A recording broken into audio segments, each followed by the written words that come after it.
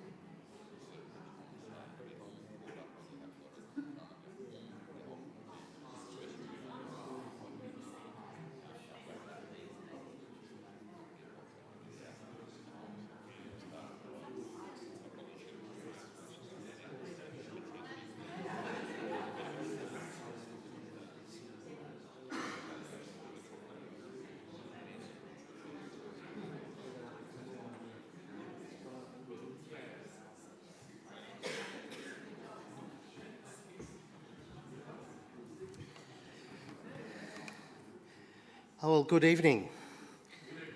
Thank you. Welcome to our Candidates Forum for the Dobell Electorate. My name is Alex Pinter. I'm the Senior Minister here at Wyong Anglican Church. This is my first time hosting a Candidates Forum, so I'm really looking forward to tonight. I want to thank the candidates to my left who have agreed to attend tonight. So we've got Mr Brendan Small from the Liberal Party, Mr Simon Cooper, the Greens, Mr Isaac Chalik, Libertarian, and on the end, Mr Martin Stevenson from One Nation. So thank you, gentlemen, for being here tonight. As we begin, may I offer this acknowledgement. This land is God's land, and God's Spirit dwells here. We acknowledge the Darkinjung people, the traditional custodians of this land under God. As we continue to learn to live together on these ancestral lands, we pray that God will unite us all in the knowledge of his Son, in whom all things were created in heaven and on earth, whether visible or invisible, for all things have been created through him and for him. Amen. Our MC tonight is Dr Grant Maple, a long-time member of Wyong Anglican. Grant is a graduate of Moore Theological College. He's lectured in church history, Christian education, philosophy and ethics. His particular interest is the field of Christian education, which has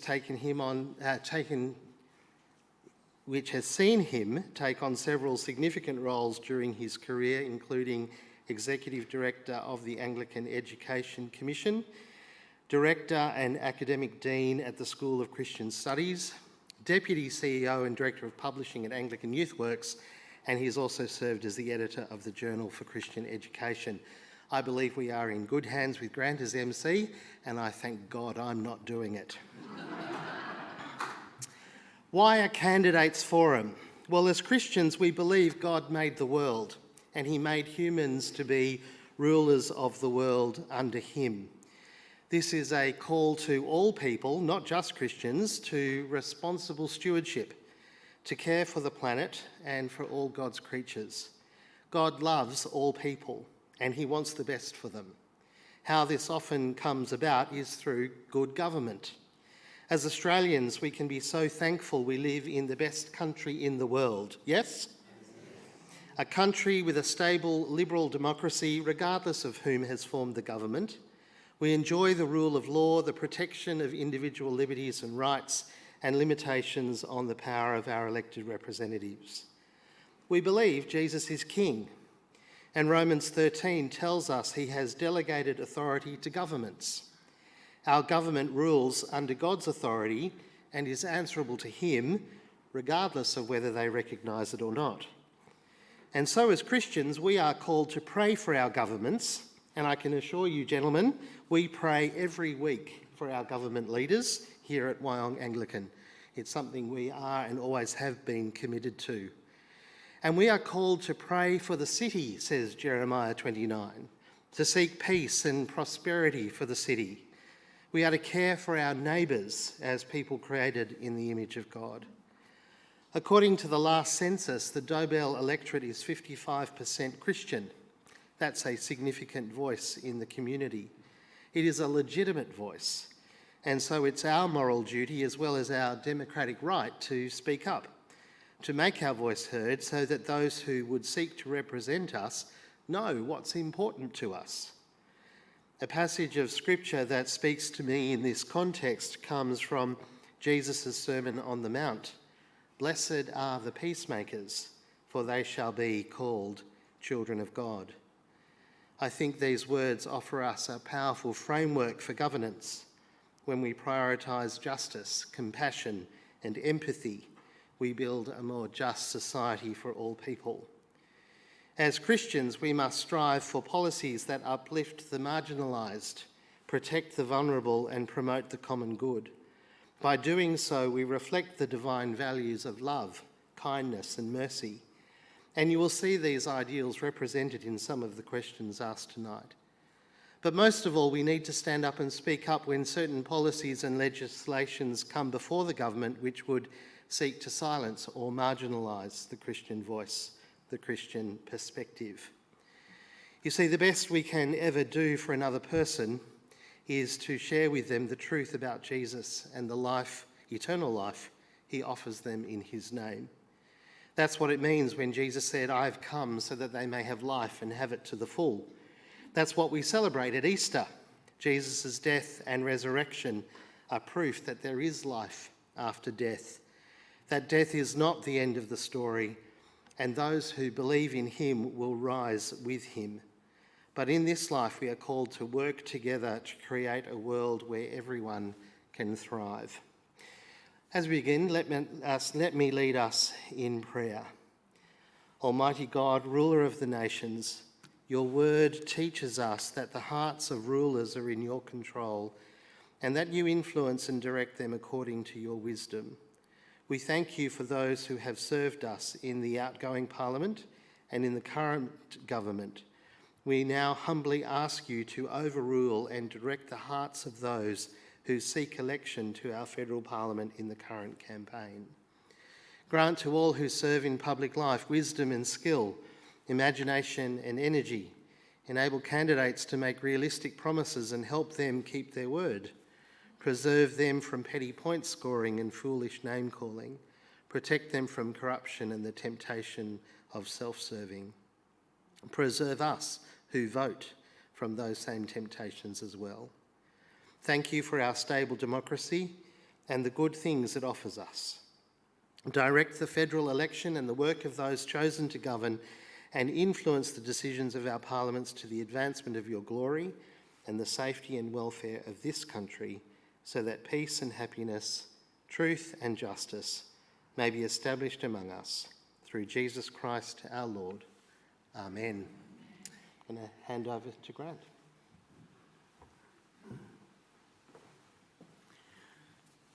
Thank you, Alex, and let me add my welcome to you, those who are here, and as well, you might be interested to know this is being live streamed, so there'll be people out there in the wider world who following what's going on here tonight, so behave yourselves. Now, if you haven't voted already, what you might not know is the number of candidates for this election in this electorate. There are actually 8, and the order on the voting papers for the House of Representatives are Simon Cooper, who represents the Greens, Brendan Small, the Liberal Party, Martin Stevenson, One Nation, Anthony Tuoff, who's representing the Trumpet of Patriots, Tim Claydon, Legalise Cannabis, Isaac Chaddock, representing the Libertarians, and the current sitting member, Emma McBride, for the Australian Labor Party. So invitations were sent out to attend tonight's forum to be able to present the particular party's views, and so the 4 who've joined us tonight have accepted that invitation, and we're very glad that they did, so welcome to you. Now, before we get going, let me just outline how we're going to run this, and there's a slide up there which I can read, I think, if I put on or take off my spectacles, about how we're going to do it. But basically it is that each candidate starts off by being given 5 minutes to talk about what their party's policies are for this election. After that, we will have 5 questions that have actually been developed by the organisation that has structured these meetings around Australia. Let me say something about them, and it's the organisation called Freedom for Faith, and it's a think tank, a charitable organisation that's supported by and working with most of the churches in Australia, and at times it works also with the other religious groups, because they are particularly concerned about freedom of religion in Australia. So some of the opening questions will actually look at that specifically, and we'll move on from there to the other questions that have been asked. But the idea that Freedom for Faith has is that freedom of religion, as well as the other freedoms, are vital for building a diverse, pluralist and cohesive Australia. And I think we would support them in that. So as we go on, you might think of a question that you would like to ask, and the way to do that is actually to either put up your hand and get a piece of paper and a pencil, and they'll be given to you as you need them, or you can text. Now, is the text up there? I can't read that. Yes. There it is there. Will through the slides.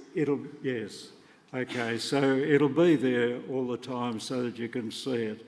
That's the easiest way. What we can do then is include it in the slide so everyone gets to see what the question is. I'd ask you, if you're framing a question, to make sure that you're to the point of what you really want asked. Often in an open forum you find people stand up, make a policy speech, and then go on to, after that, ask a question which is so nebulous that the people trying to answer it can't really grasp what the point is. And so then they're criticised for not answering the question. We don't want that happening tonight, and we want to spare you of that. So hopefully if you can ask a question succinctly, that'll be a great thing. And there'll be a time limit of 3 minutes for each of the answers. What we'll do is you can direct your question to a particular candidate, or you can pose a general one where we'll ask each of the candidates to respond. But so somebody doesn't get the limelight all the time by being the first to answer and everyone else has to think of what to say after them, we'll rotate who gets to answer first. So it brings a measure of fairness to the whole thing. So we move on then to the candidates themselves, and I'll call on them in order in which they're on the ballot paper, so you get to picture in your own mind who will be first as you look down the list of candidates. So I'd call on Simon Cooper from the Greens to be the first to actually present the 5-minute address. Thank you. Come up, yes. Thank you. Hello, and thank you all for having me here. My name is Simon Cooper. I work in adult education and I have a background in visual arts and community activism. I live in Berkeley Vale and I'm the Greens candidate for the federal seat of Dobell. This electorate is my home. I live here. I love it here and I want to see the community and environment not just survive but thrive. I was brought up in an Anglican household and my parents instilled in me the idea that all people are created equal in the eyes of God and that we should seek the shalom or flourishing of all creation, which is why I'm appalled at the growing structural inequality in this country and the fact that we are currently presiding over a man-made extinction crisis. As we watch, more and more people are being trapped in a cycle of poverty and the native creatures and forests of Australia are being wiped out. And shockingly, these things are happening through political choices. The major parties continue to weaken environmental protections in favour of corporate profits, and while ordinary Australians work harder and can afford less, billionaires and big corporations are seeing record profits while getting government subsidies and paying little or no tax. It's becoming abundantly clear to me that the major parties have managed this country in a way that works for the already rich, leaves ordinary Australians struggling and decimates the environment. Working people struggle to afford food and millions of renters are one more increase away from joining the soaring numbers of people already made homeless. Science has clearly identified that the main driver of global heating is carbon from burning coal and gas, yet Labor and Liberals support increasing this. And at the same time, logging, deforestation and land clearing are decreasing our carbon capture and driving native animals to extinction. And as mentioned, there is an understandable interest in the politics of religious freedom, and we will get to that in the forum. But for now, I would like you to consider the politics of social justice, a just society where everyone can afford and access proper food, housing, healthcare and education.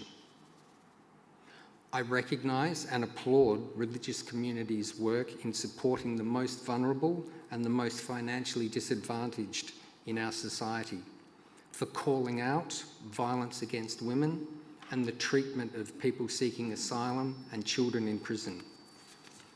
However, if we want to see a more compassionate, just society in a democracy, we can also vote for it.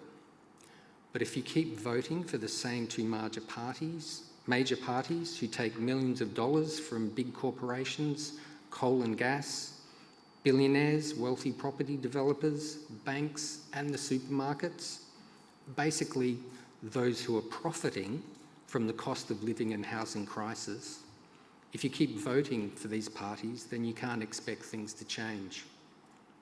Unlike the major parties, the Greens don't take money from any of the above, which means we are funded by and fight for the community, for the needs of people and the environment, not just profits. The Greens have a plan for real climate action and environmental protection, plus a comprehensive plan to bring immediate and long-term cost of living and housing relief. And we can afford this by making the super rich and big corporations actually pay their fair share of taxes, at the same time as ending government subsidies and tax handouts to wealthy property moguls, coal, gas and logging companies. If we want to be the kind of country that protects and supports its most vulnerable, The first step in a democracy is voting for it. So I ask you to vote one Greens to keep the Liberals out and get Labor to do much, much more. Thank you.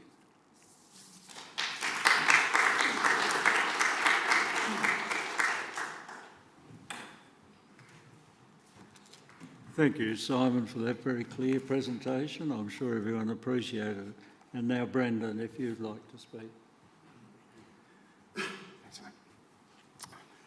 Good evening. For those that don't know, Brendan Small. I've lived here on the Central Coast for the past 15 years, originally from country Narromine, but have grandparents that built the very first house at Foresters Beach, Spoon Bay in 1960.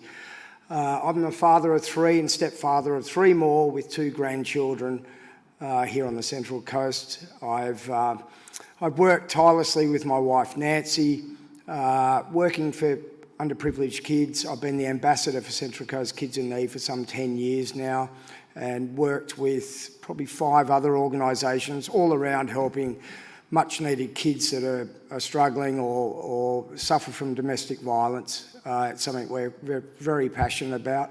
I also own a manufacturing business, Spotgo Premium Cleaning Products. As I was a commercial cleaner for 30 years, I felt that I could build better than the international companies, so I did. And unfortunately, when COVID first hit in 2021, Spotgo was the first company in New South Wales to be approved by the Premier's Department to assist the Central Coast with an antiviral spray, which we flipped our factory overnight and had my small team of 6 work tirelessly to produce 25,000 units of an antiviral spray. After this, we went on to take out Business of the Year for the Central Coast with the work that we've done in that space, which is something I'm very proud of. I can assure you that I'm taking this role on for one reason only, and that is to support my community here on the Central Coast that I love and that I've worked in for many, many years. I believe that we can have better representation at a federal level. As I've been so involved with community groups for so many years, I've seen opportunity where grants and funding just hasn't been applied for to assist those on-the-ground first community groups that are assisting our families right now with the cost of living crisis that we're all going through. So I can assure you all that I've only taken this role on to better represent us here on the Central Coast. So I'd appreciate your support. I've been brought up as a Christian man and continue to be that to this very day. So thank you for your time.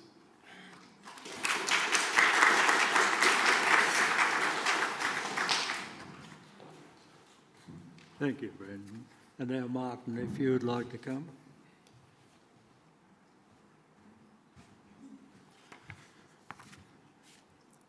Thank you. My name's Martin. I'm the One Nation candidate for Dobell. However, this election needs to be about more than just Dobell. It needs to be about Australia and the country we're leaving the future generations, and not what you can get out of it for yourself in the next year or two. I think the country needs more than people to just look for next week, next month, I can get $5 here, I can get $10 there. The country needs people like that built the Harbour Bridge. They built the Harbour Bridge 100 years ago and it's still valid. They build a road today and it's not big enough when they finish it. And we're likely to be the first generation to leave our kids a worse country than we got given to us. And that's not something that we should be proud of. So, everything's changing. We're constantly having to fight against activists. Can't even celebrate Australia Day now. You've got to fight the crap with Australia Day. We should be proud to be Australians. It's a great country. So, the governments harbour all this hate and they sort of allow it to happen instead of just stopping it. So, we've even got Anzac Day. You have troubles with Anzac Day. The lack of respect. The only reason we're the country we are is because of the Anzacs and the commitment they've given this country. My uncle died for this country in the Second World War 2 weeks after turning 21. So the fact that they disrespect the Anzacs at all shouldn't ever be tolerated. And it's just, luckily now we're seeing more and more people going to Anzac ceremonies because we're starting to realise the silent majority is starting to stand up. And we have to do that. We can't let the rubbish go on the way it is. We're one of the political party. We've got common sense, traditional values. We value our freedom and we put Australia first. But somehow today that makes us far right-wing. I don't know. We're right-wing extremists just because we love our country now. So hopefully there's a lot more of you right-wing extremists out there that love your country as well. Labor, Liberal and the Greens, over the last so many years since they've signed the Lima Declaration in '74, and if the users don't know, the Lima Agreement was an agreement which sold Australian industries and workers out by redistributing our industrial production to overseas developing nations. So ever since then, we've been getting sold out, gradually, slowly and surely being sold out. Not once have they reversed anything. So it's about time you put people in there that are going to do something for Australia. Our freedoms, our economy, our personal freedoms are forever getting eroded these days. They sneak in policies, they guillotine things, and before you know it, you've got to have a digital ID. You need, social media. They're starting to claw on that because everything you do now, we're getting more and more Big Brother over us. The freedoms we had and our Anzacs fought for are disappearing, and we're just giving them away. We need to stand up to them. One Nation, we have policies. We've now got great policies. They're even that good that both Labor and Liberal Party are starting to use them and then claim them as their own. So that's why we need One Nation, because they need us to try and put some direction, at least in the right direction. We've got policies and we're going to cut spending. We've got proper costed policies and plans to reduce government spending by $90 billion. We're the only party that's actually talking about reducing spending. Everyone else still wants to borrow. Our grandkids are going to coming into a country with so much debt. We're going to be slaves to the globalists. And I don't know, I don't think I want my grandkids burdened with that. So it's about time we found a responsible government to stop just $1 billion for you, $500 million for you. That's every time you hear them on the radio. There's $1 billion for someone, but it's never us. The political system here in Australia also, people don't realise, a third party, someone else can form government. It's only the propaganda of the Labor, Liberal parties and the mainstream media that have everyone convinced it's got to be one of them. It doesn't. If you understand how to vote and enough people vote for someone else, One Nation, all of a sudden, in a very short time, you could have a different government. So I invite everyone here it's time to make that change. And we need to have a true third party in there and change this country for the better. So all I can say is if you're not happy with the country we're leaving our children and grandchildren, you need to change the way you vote. And I'd say vote One Nation. Thank you.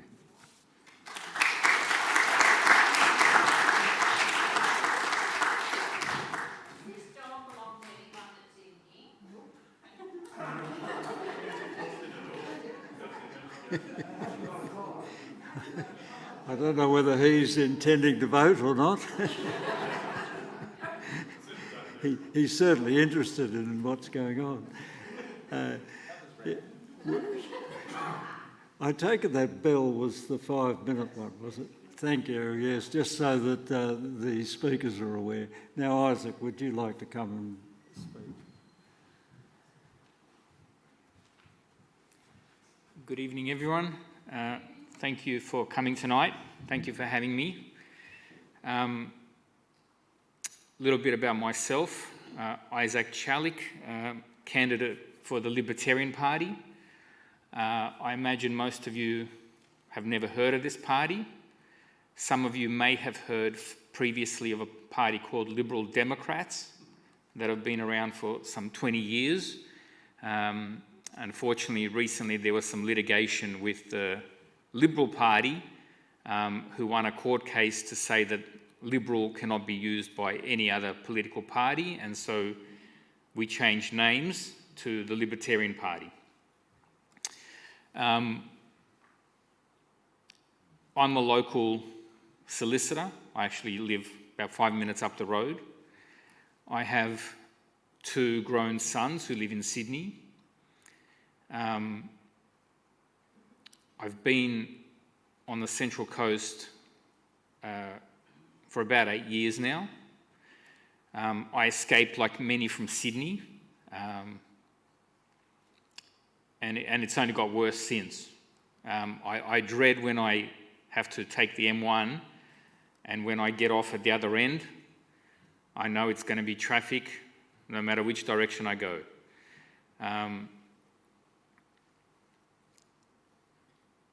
The Libertarian Party is, I guess, a little bit different to all the other parties. We're very much a principle-based party.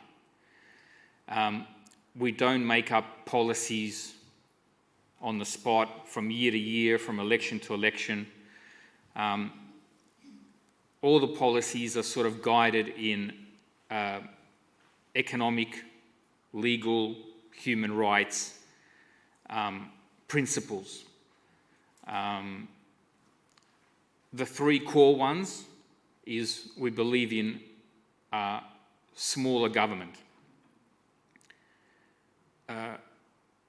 You would have seen on the news recently a thing called Doge in America, where they're eliminating huge amounts of fraud and waste, and that is very much what our policies are about: reduce unnecessary government. Regulations on top of regulations, on top of laws, on top of more regulations that make our life difficult, that make never-ending compliance issues.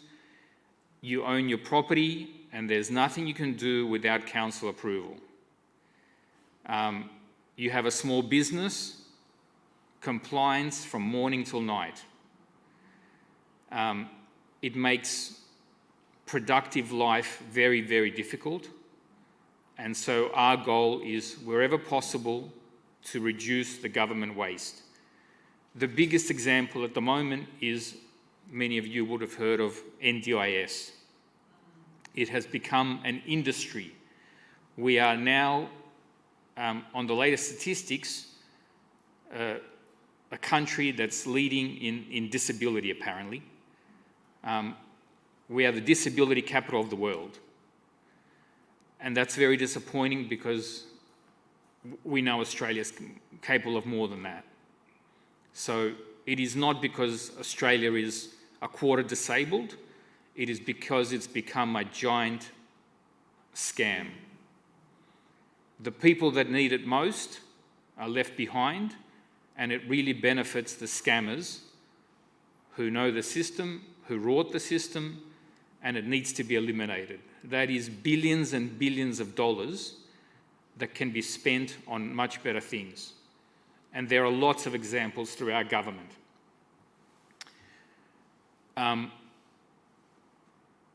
Cost of living is obviously high on everyone's agenda at the moment. And you see the major parties talking about 25 cents off here and 50 cents off there. We say taxes should be reduced. In line with a much smaller government, taxes should be reduced.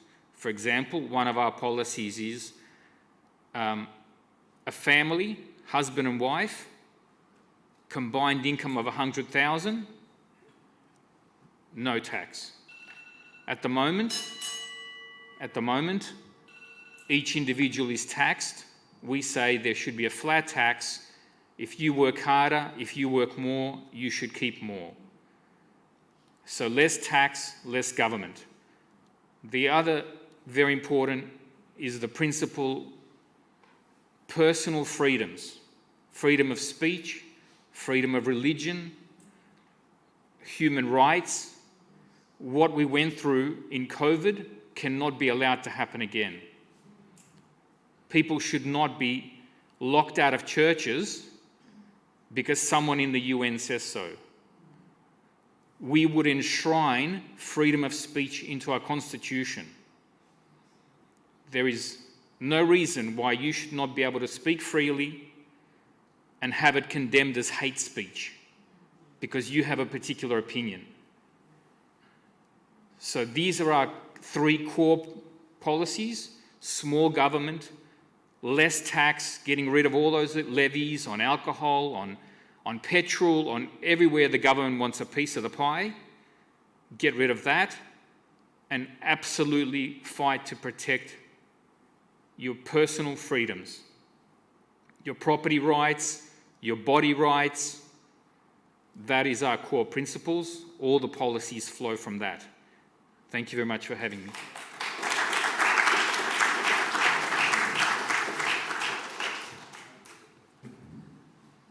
Thank you, Isaac.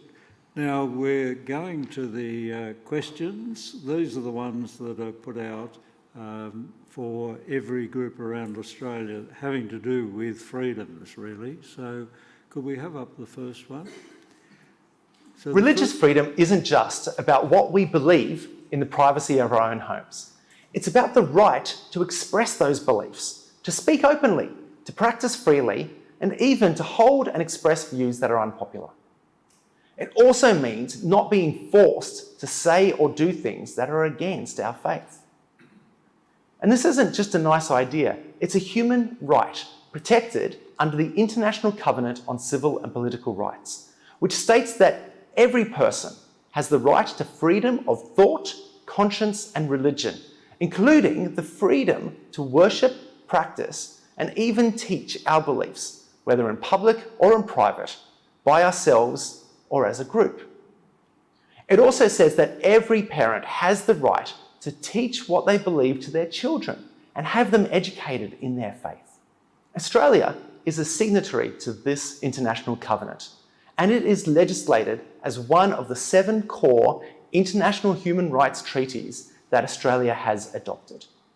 Despite this, we have no national laws that protect religious freedom. Instead, we rely on a patchwork of laws that usually mention religion as an afterthought and often as an exemption rather than as a positive right. Right now, religious freedom is under great pressure.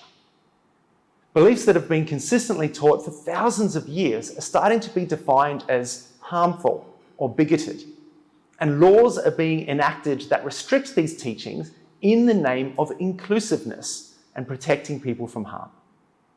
For example, proposals for vilification legislation have been drafted with a new subjective test where the mere expression of a religious belief could be punished if a person from a protected group might consider it harmful.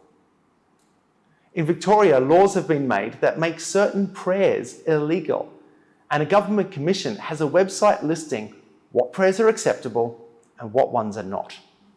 Those laws could see parents punished for simply encouraging their child to follow religious teachings on gender and sexuality. Companies have followed the example of our governments, and people have lost their jobs or been punished at work for expressing their beliefs or even simply because of what church they went to. Trying to silence religious beliefs does not create a more inclusive society. Instead, it creates one that excludes people of faith. Australia needs a government that understands the importance of religious freedom and protects the rights for all people to respectfully debate and disagree on these most fundamental issues. Will you protect the individual rights of religious freedom, expression, and conscience, and the right for parents to raise and educate their children in accordance with their faith? So that's a question for each of our contenders here tonight. So Brendan, would you like to start to respond to that? Thank you, Alex. Here's the one there too. Oh, yeah. Okay. Through the history of the Coalition, we have always supported freedom of choice with religion. I know with my experience, I was baptised Church of England, went to a Catholic school, and then went to a Baptist church. So I was encouraged to try religion and find what was the best fit for me by my parents and the way I was brought up. So the Coalition has always supported this and will continue to support this, and this is something that I encourage within my family and my children as well. So, thank you.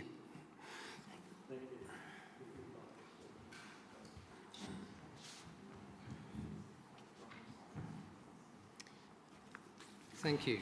The Greens' vision for Australia is a cohesive community that does not tolerate violence or discrimination towards people of diverse cultures, creeds and backgrounds. Our policies strongly favour equal opportunity, representation and inclusion at all levels. We can proudly point to an Australian ethos that historian John Hirst describes as a concern not to obliterate difference, but to overlook it, and one that insists that in our personal dealings, these differences are not to count.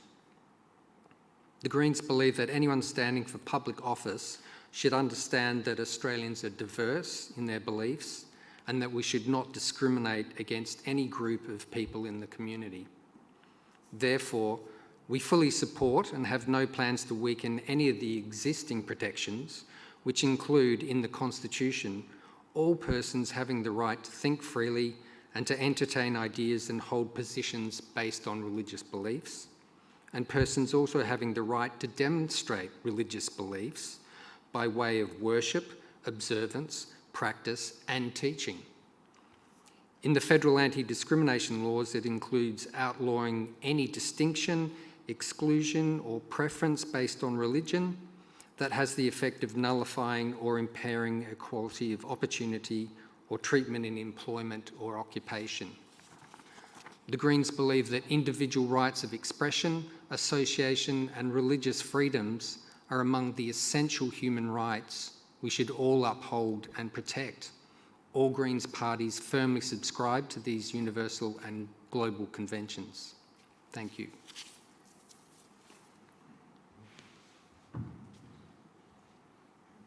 Good, thank you, Simon. You've also partly answered the next question, but we'll come to that shortly. Yes, Isaac, would you like to?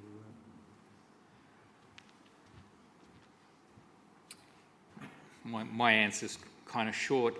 What the gentleman in the video said is almost word for word libertarian principles. As much as possible, absolute, unfettered, personal rights, religious rights, codified in law, that there cannot be any other laws that restrict those rights and freedoms of religion. And any speech that comes with that. An example of one of those policies is to decentralise this education system. Not somebody in Canberra will choose what your children are taught and how they're taught. Each child would be entitled to education credits.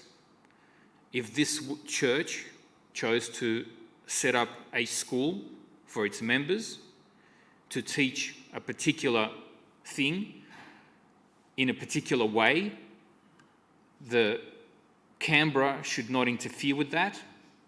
That is the choice of you as members of a community, and you should be free to teach your kids what you want and how you want. As long as it doesn't harm anyone else, you should have those freedoms in law. Thank you.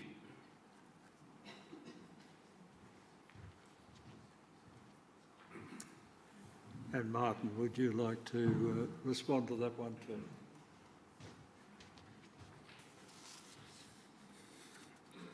Thank you. One Nation senators and lower house representatives will stand with Australians of faith against religious intolerance at all times. We will make sure discrimination legislation does what it's meant to do and protect people of faith. These days, quite often legislation that's meant to protect people can actually damage them because of the way it's worded. So One Nation will stand against that. Parents have every right to expect their child to be educated in accordance with their values and not surrender to woke activism. I mean, I'm glad my grandchildren go to a private school. I know that local religious schools around here actually entertain furries, as well as promoting the other woke ideologies. And this is creating a generation of children who are confused with who and even what they are. No wonder our education of our kids is plummeting. The basic skills of maths, English, they're going through the floor. But they can sit in the corner in a litter tray. They're kidding. This is no doubt why more people are choosing to homeschool their kids as well, because they want to be in control of what their kids are getting taught. They don't want all this garbage shoved down their throat. The early learning years are the most important years of a child's life. And my dad had a saying, "Give me the boy and I'll give you the man." And unfortunately, we're seeing with all these woke agendas, the men that are turning out the other end and the women. They're not, they've got all these, that's why we've got such mental health issues in the country as well.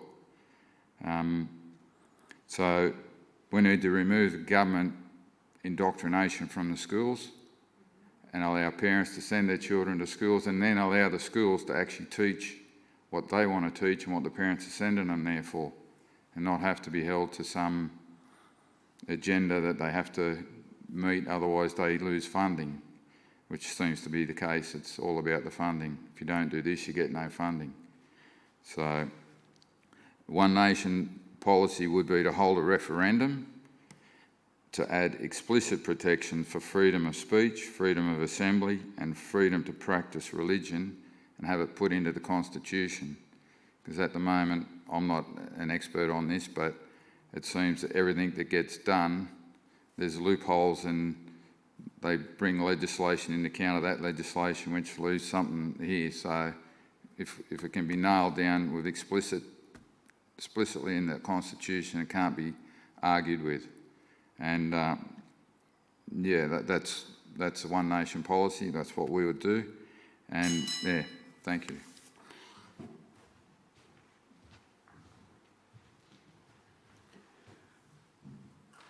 Coming from an educational background as I do, one of the questions that has faced the churches in particular, but I guess other religious organisations as well, is the ability to employ people who are in sympathy with your particular point of view, your theological point of view, in schools, in aged care, in hospitals or other places that are run by religious organisations.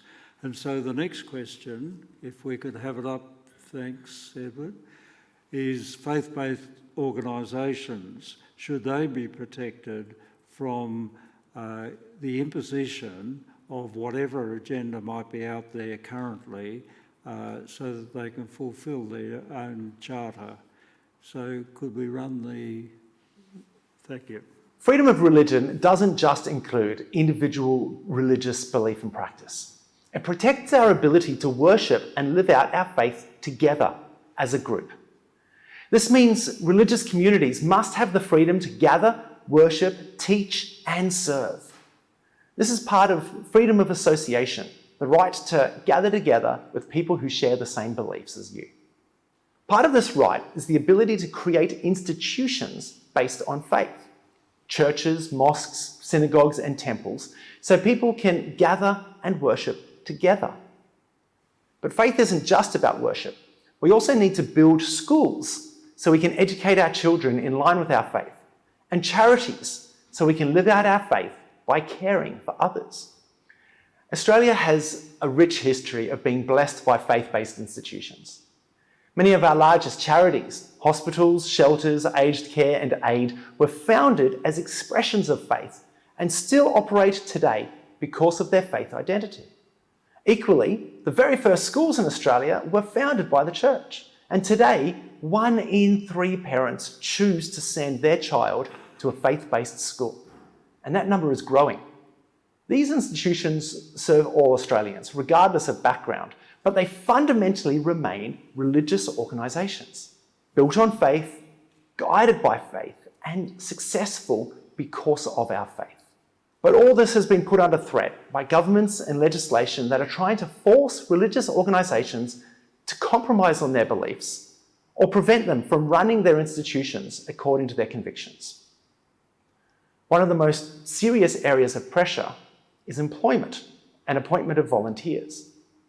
At both state and federal level, laws have been introduced or proposed that would prevent faith-based organisations from preferencing employees who share and live out that organisation's faith.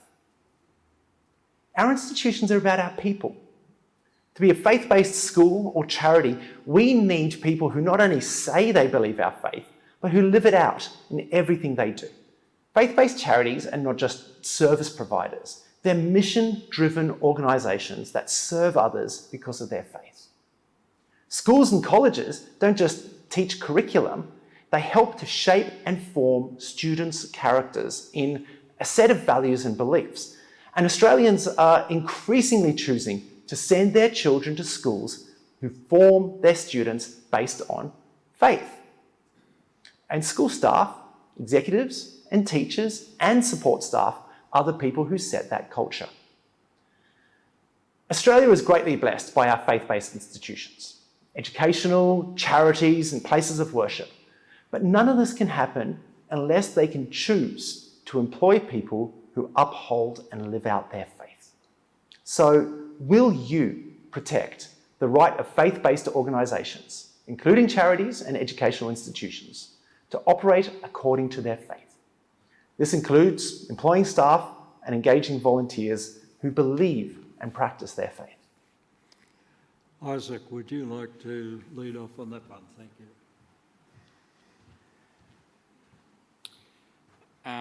Again, what can I say? The gentleman in the video, he sounds like he's a libertarian. He should be wearing this T-shirt. I mean, he's literally reading from our principles manual. What's his name?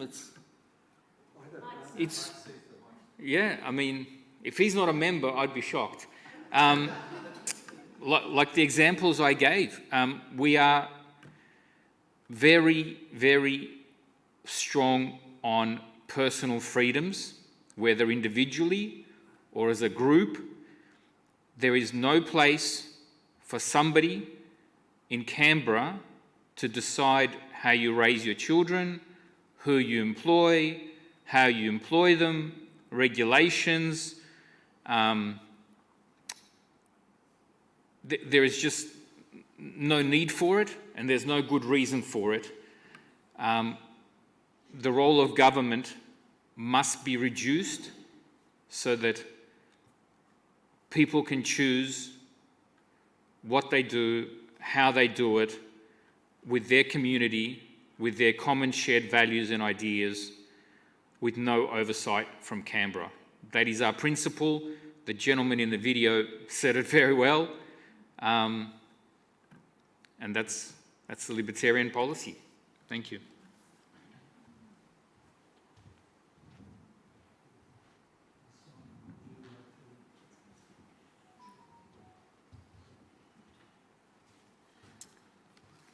Thank you. As mentioned, the Greens affirm our religious freedoms as expressed in the Constitution. This important clause restricts lawmakers from prohibiting the free exercise of any religion, and the High Court has variously ruled on the appropriate application of this clause. The Greens have no plans to change the status quo on this topic.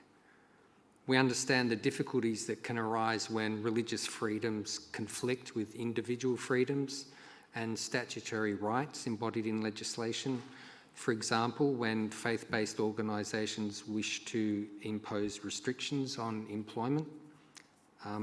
But in these sorts of conflicts, we see the role of our courts navigating toward reasonable and fair resolutions as the most appropriate.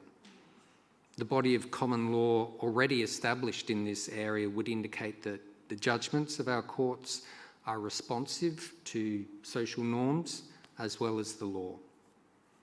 We see the progressive development of the reasonableness test as applied by common law to questions of staff and volunteer employment in the religious domain as the most suitable at this time.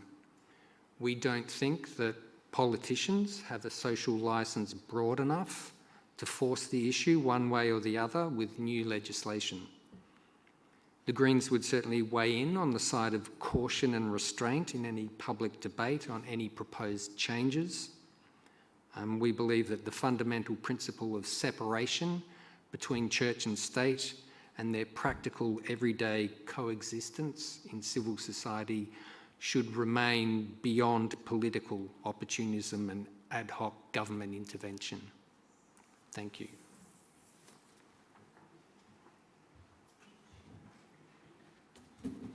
Thank you for that. And Martin, would you like to respond?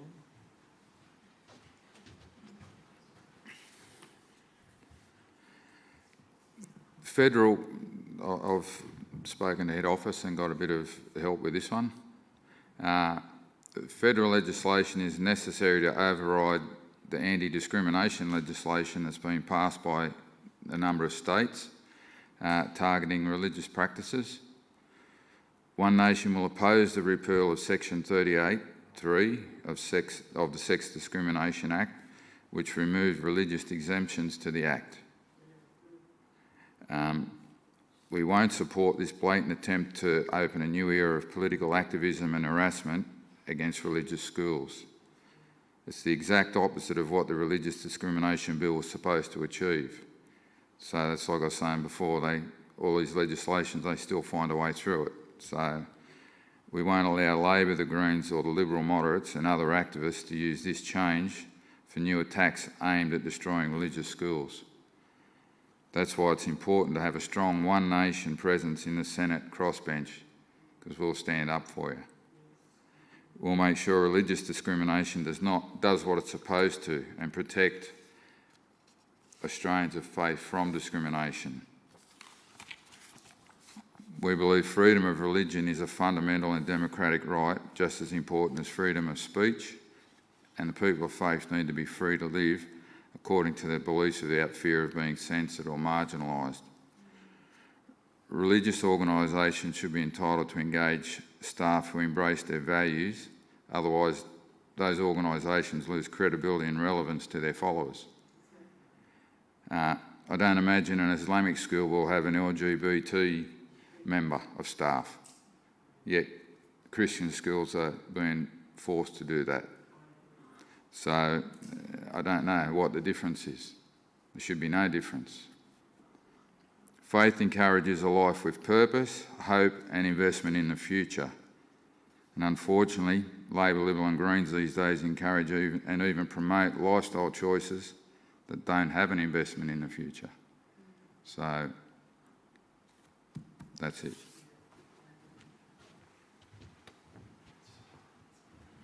I think we find, don't we, that diversity, equity and inclusion sort of drive through all politics, institutions and so on, is pushing us more and more in that direction, which is of concern to Christians. Now, Brendan, would you like to speak? Thank you. I just wanted to share my personal story. When I moved up the Central Coast some 15, 16 years ago, it was my first priority to get my children accepted into Lakes Grammar up here. The move I was going to make as a parent wasn't going to happen if I couldn't get my children into a religious-based school, and for that to be my first priority. The Coalition has always always stayed away from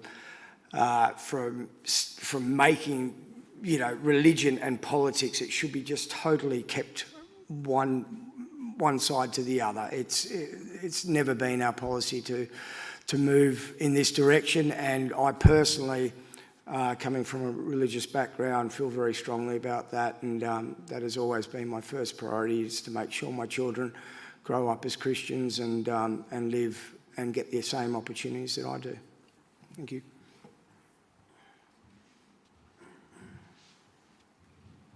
Good. Now there's a next one. Could we have it up, Edward? Thank you.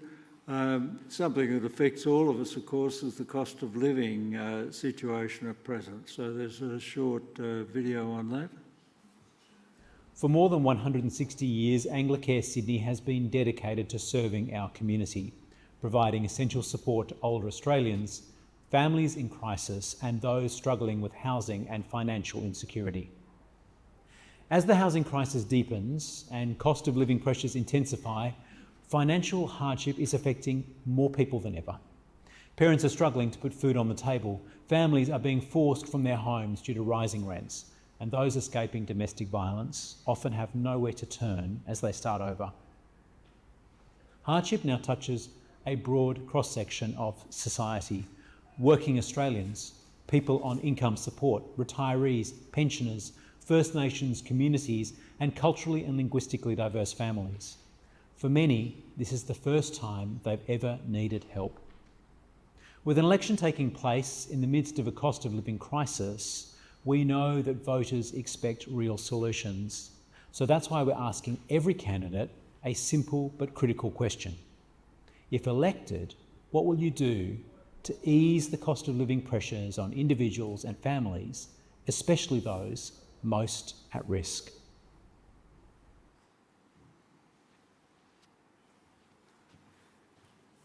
I'm sure we'll be pleased to hear from each of you how you plan to do that, because most of us find that the shopping trolley at Woolworths, Coles, wherever we shop, Aldi perhaps, it seems to have less and less, but yet costs more and more, doesn't it? So, Martin, would you begin with that? Thank you.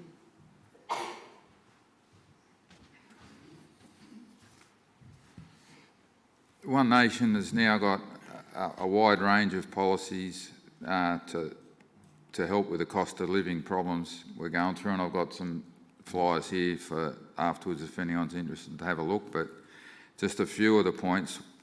The first one, allow families to have a joint income and share their income across the two families, the two parents, especially in a situation where a young family, the mother wants to stay at home and look after the kids, but these days the mortgages, they've got you trapped like rats in a cage. You've just got to keep going. So we would encourage parents that could share. That would mean possibly parents, the mother or father, if they wanted to, could stay home and look after the young kids. And it's got a twofold benefit. The kids will actually get raised by their parents and not by the government indoctrination system. And also, it will reduce the need for childcare, which will be a government cost that will be cut. So that's one point. We'll enable aged and veteran pensioners to earn more without penalty, increase the limit they can earn, not that they want to earn, but some older people these days want to work, do a day here or there, and then they can't because, it'll affect me pension. We'll increase that so they can get a little bit more and maybe make their life a bit easier. Increase the Medicare rebate to better remunerate GPs and encourage them to bulk bill again, because these days you go to a doctor and pretty much none of them seem to bulk bill. Not that I go very often, only every couple of years for a licence checkup, but yeah, they seem to be, now you get letters from them saying if next time you turn up, bring your money with you. So whereas, and the people that aren't working and are struggling would be struggling with that, so that'll help them. Remove the GST from new home builds to help reduce the cost of a new home, and help people enter the housing market, halve the excise on the fuel. That affects the cost of everything. The cost of fuel makes everything dearer. Years ago we made everything locally. The cost of fuel wouldn't have affected anything. Now we make nothing locally, do we? Half the places probably don't even make the bread here. You get Coles and Woolies, and that's coming from somewhere else. So, if you reduce the cost of fuel, that'll reduce the cost of nearly everything on the shelves everywhere. So they've got plenty of policies. Over the years they've always said one nation's got no policies, what can you do? But we've got plenty. So if you want to get some more info, come and see me, but it's time for change.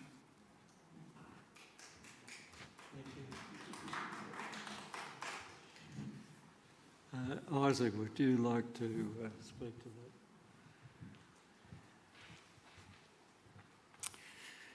Yes, cost of living is, I think, probably the number one issue in this election.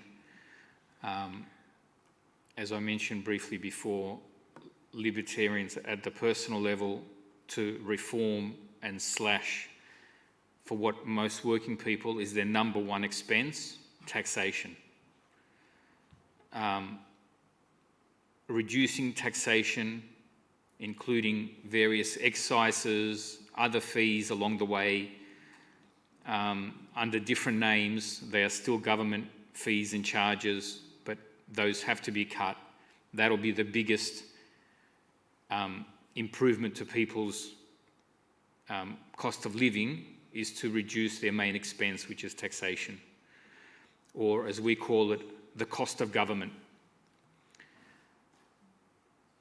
The next biggest issue to cost of living is what we're experiencing is inflation, basically. Eggs that were $3 a year ago are $8 now. There's a simple answer. Inflation is caused by government spending, borrowing, printing money, whatever they invent as explanations, as excuses, as we're helping here, we're helping there. The bottom line is they're spending money they don't have, money that your children and grandchildren will have to pay back. Meanwhile, the inflation causes all the prices to keep going up, and so inflation has to be stopped. A recent example is, some of you may be aware, there's a libertarian president in Argentina who's cut their inflation that was over 100% inflation, is now down to, I think its latest figures, down to about 20% within the space of a year or two. So reducing tax, reducing inflation. The other big one is energy. The most efficient energy being introduced around the world is nuclear energy. Everyone is doing it. Everyone is building new, safe, mini nuclear plants. Australia is supplying all of those plants, and yet nuclear is illegal in Australia with no explanation. It's okay for them to use up resources, but for some reason we can't use them. So nuclear, the cheapest possible energy so that manufacturing can stay in Australia and we're not dependent on imports because we're sending all our resources overseas. We can't compete because their energy is a fraction of ours. Why would anyone build anything in Australia? Of course, it's all moving overseas, taking our resources with them, and again contributes, everything we have to import contributes to our inflation, and we're back to square one again. So libertarian policy is less tax, less regulations, less government involvement, borrowing, spending money that we can't afford, and that will resolve the cost of living issues. Thank you very much. Thank you. Brendan, would you like to? As you've probably heard, halving the fuel excise is immediate relief. I've had the privilege of visiting in excess of probably 60 community groups in the 18 months that I've been the Liberal candidate, and every one of them is inundated at the moment. So we need instant relief on the ground.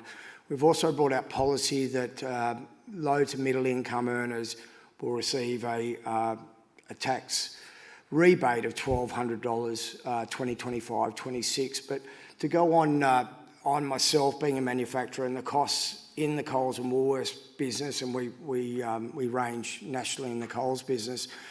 As a manufacturer, if we don't get our energy prices back in tilt, we just can't manufacture anymore. So as the coalition stands for us, we need to bring nuclear into the mix. We need to have a mix of renewables, nuclear and gas, because for us to be able to build products here and then bring those costs down, energy is through the roof, as Spotgo's experiencing at the moment. The margins are so tight with these supermarkets, and we're competing against multinationals that aren't paying those energy prices. We need to, as quickly as we can, address this problem. That's what the coalition are doing with the 7 gas reserves off the East Coast. We need to get those into play as quickly as possible to cover that shortfall at the moment and hang on to our own gas.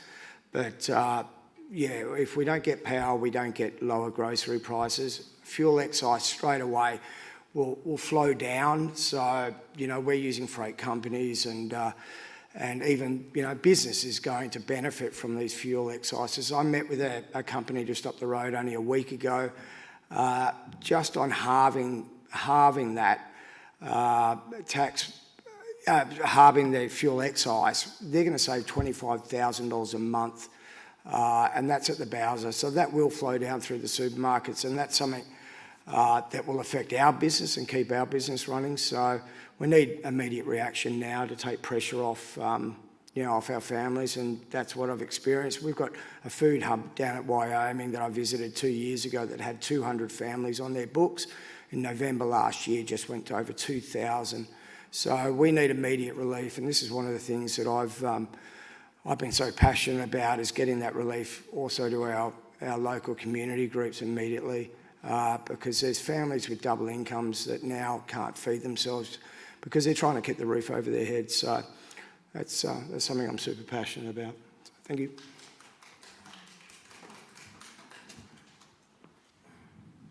Thank you, Brandon. Simon, would you like to?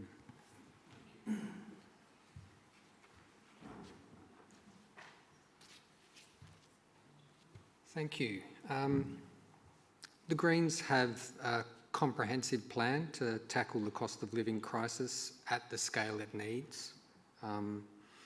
We will make supermarket price gouging illegal, regulate banks to offer cheaper mortgages for first home buyers, dramatically increase the number of government-built social and affordable homes for sale and rent, bring dental and mental health services into Medicare, bring back free GP consultations and build 1,000 new healthcare centres, wipe all student HECS debt and bring back free TAFE and university education, fully fund public schools, including free lunches, create universal free childcare and early education, introduce 50-cent fares on all public transport, and fully implement the recommendations of the Murphy Review, because gambling losses are now a huge drain on many household budgets. And for those most at risk, we will lift pensions and Centrelink payments above the poverty line, freeze rents and cap rises, because many renters are now at real risk of being priced into homelessness, and fully fund the national plan to end violence against women and children, which includes accommodation for those fleeing violence. And we can pay for this, not by borrowing, but by making big corporations pay more of their tax obligations. According to the Australian Taxation Office, 1 in 3 corporations pay no tax, 0%. And this doesn't even include those companies, for example, Apple or Meta, who pay 1 or 2%. By making big corporations pay their fair share of tax, we can fund the things that people really need. And our plan is fully costed by the Independent Parliamentary Budget Office. Thank you.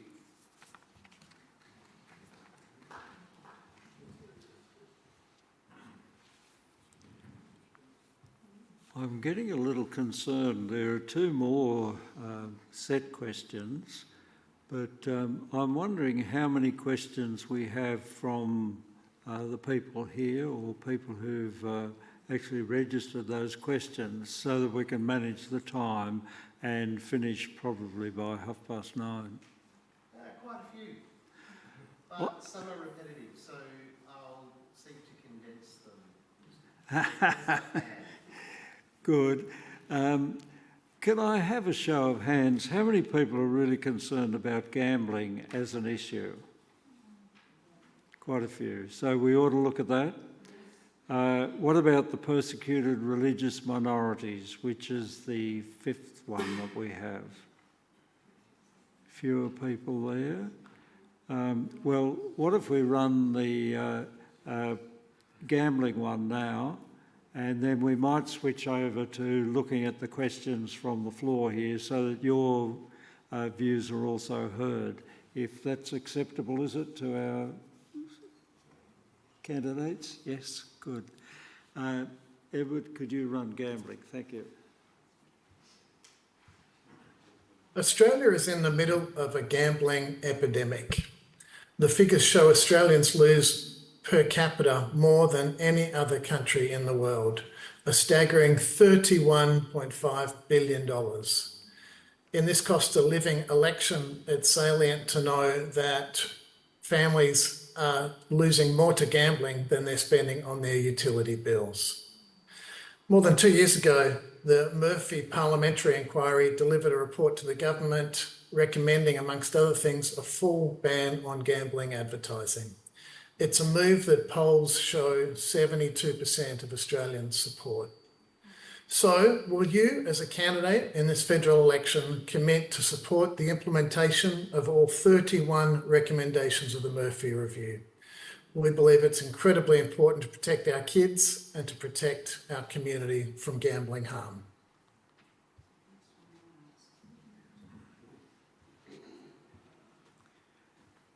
I'm trying to keep track of the order in which we've dealt with this, but Simon, would you like to lead off this time, please?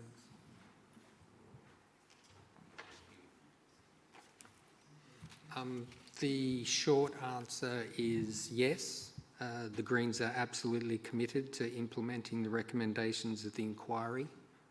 Our plan includes reducing gambling harm by developing a comprehensive national strategy for online gambling in collaboration with states and territories, increasing public awareness by funding a national education campaign on gambling harm, advancing research by resourcing the Australian Gambling Research Centre to study the causes of gambling harm, supporting recovery by improving nationwide prevention, early intervention, treatment and rehabilitation programs, and eliminating exposure by working with the government to ban gambling advertising across all platforms. We recognise that gambling is causing increasingly widespread and serious harm to individuals, families and communities, and that governments need to act. Thank you.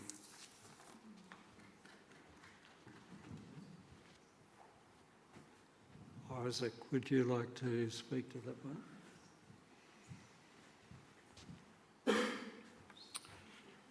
I'll be honest, this is a tricky one for our party in the sense that, as I've said before, we are very much a personal freedom principled party.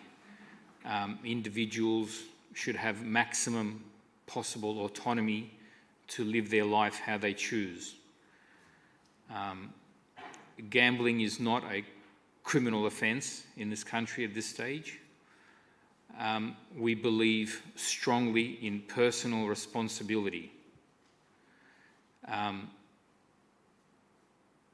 That is not to say that community groups cannot play a bigger role in this very big, serious problem. Churches would be a perfect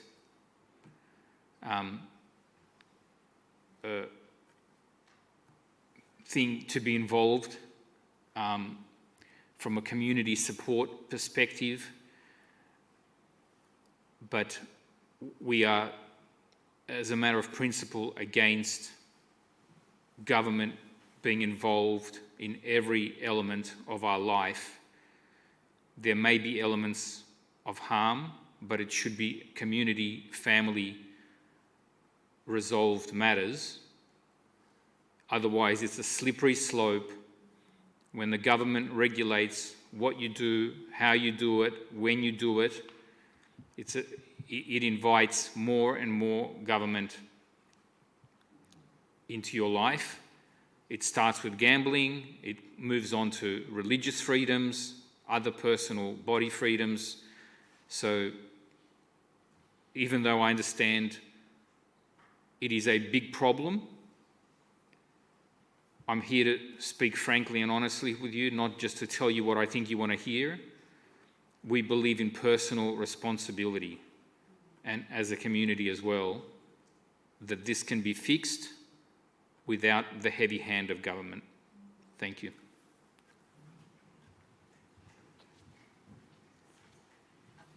Thank you. Brendan, would you like? So I firsthand have met with families through the work Nancy and I have done for the last 15 or so years and seen the devastation that can be caused by gambling, alcoholism and drugs. It's something that we've met multiple families, particularly mums and kids, in the roles that we've played. The recommendations are set at a federal level and at a state level. I think they should be explored. I personally believe that we should do more around gambling and advertising in that space, but I won't lie to you, this is an opportunity that I need to educate myself better on. I know that I've seen the devastation caused by it. I'm not a gambler at all and don't quite understand, but I understand the devastation it's brought to families that we've met. So, I'd like to explore these recommendations and learn more, and that's something I endeavour to do if becoming the member for Dobell. Thank you.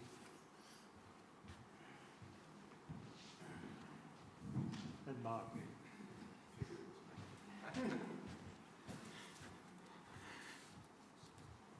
Thank you. The Murphy report was a parliamentary inquiry into the gambling industry, as they've mentioned. The final report made an overarching statement: gambling advertising is grooming children and young people to gamble and encourages risky behaviour. We agree with that statement. Gambling advertisements are everywhere. Every time it doesn't matter what you're watching, what you're doing, specifically before and after games.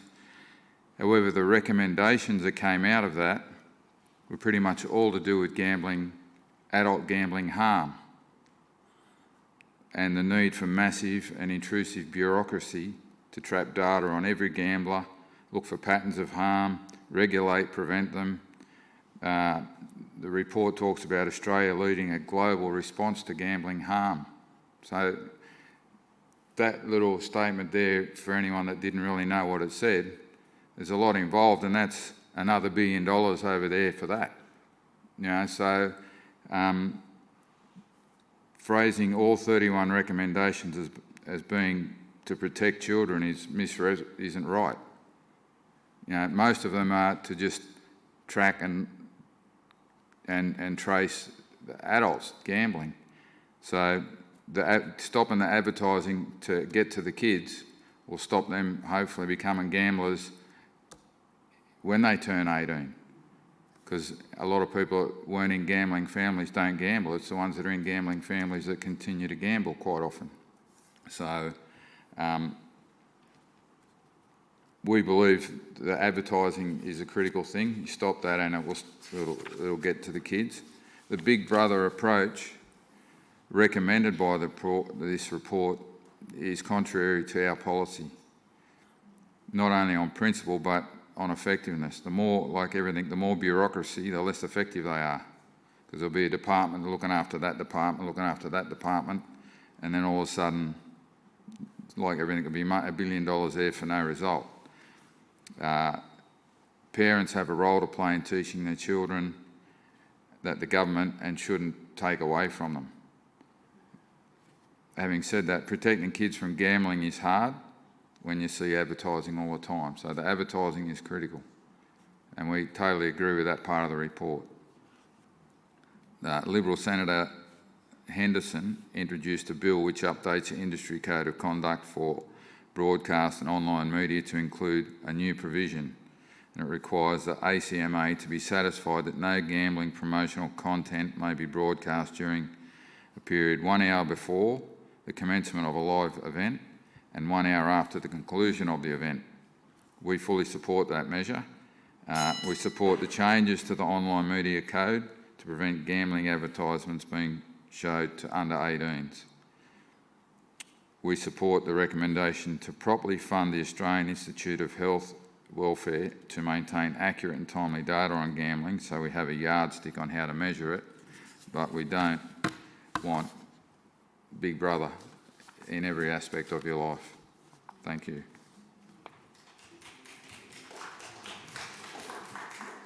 Good. Thank you for those considered responses. I wonder if we could run the last one, but before we do, could I ask each of the candidates if you could give us a very brief response to this, because I think it's probably an either yes or no answer to this one, unless there's something important that you wish to say in connection with it. So it has to do with, can we move on to the next one, please?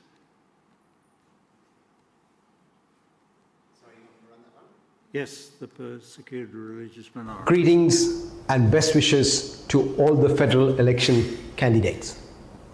I'm Jude Simeon, chairperson of HOMINA, the human rights organization for the Middle East and North Africa, and the executive director of Philoy Global.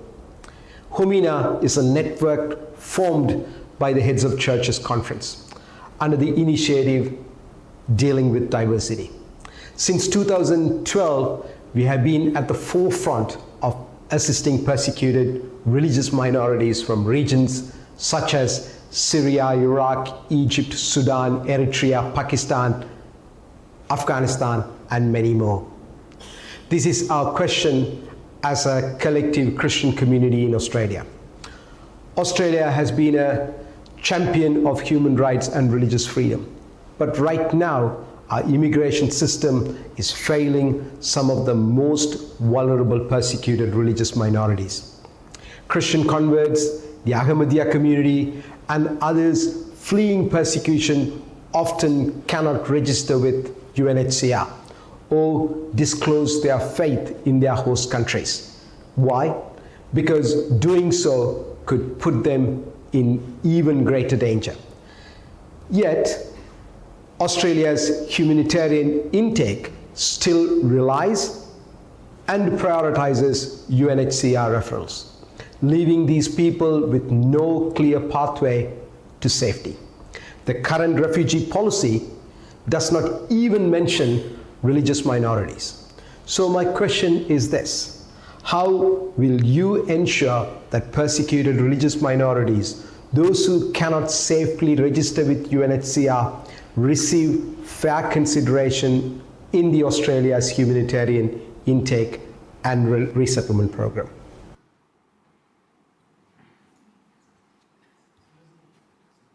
It's a good question, isn't it? These people who often can't be directly identified, what can be done about them?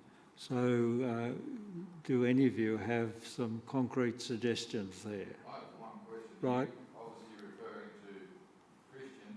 You can't say they're Christians because they're in countries that will behead them. Yes, I think that's the case. I mean, just recently there's been quite a bit in the media, hasn't there, about Syrian Christians who, with the change of government there, are being persecuted. In fact, they're losing their lives, and if the records are any way accurate, there have been hundreds, even thousands that have as a consequence. But it's also happening in places like northern Nigeria. Yes.